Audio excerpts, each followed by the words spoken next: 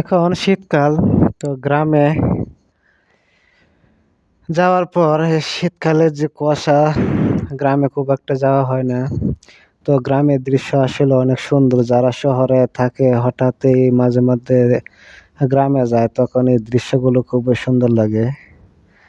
হাঁসগুলা মানে পানির নিচে মাথা ডুবাইয়া দেয়, শামুক ছোট মাছ টাছ ধরে খাচ্ছে। হাঁসের ঠান্ডা লাগে না শীতের দিন।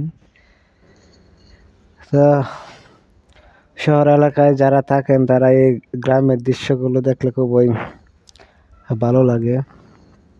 শীতকাল সেই জন্য পানি কম পুকুরে।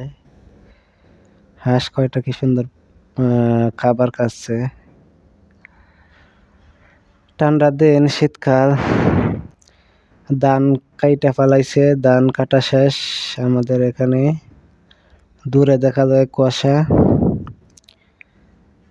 কুয়াশা আরো তীব্র ছিল, বেশি ছিল। এখন বেলা প্রায় 11টা বাজে গেছে সকাল, তাই কুয়াশা বেশি একটা এখন আর দেখা যায় না।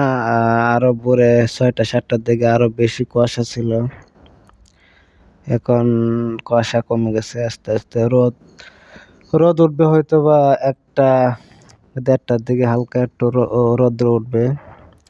শীতের দিন আসলে এরকমই হয়। তো গ্রামে আসলাম, খুবই ভালো লাগতেছে। হাইটা হাইটা ঘুরে ঘুরে দেখতেছি সব। গ্রামে আসলে আসলে থাকা হয় না, একদিন সর্বোচ্চ 2 দিন, এর বেশি থাকতে পারি না। চলে যাওয়া লাগে আবার শহরে। তো গ্রামে আসলে এরকম দৃশ্য দেখলে খুবই ভালো লাগে। ছোট সময় একবার অনেক দিন শহর এলাকায় ছিলাম।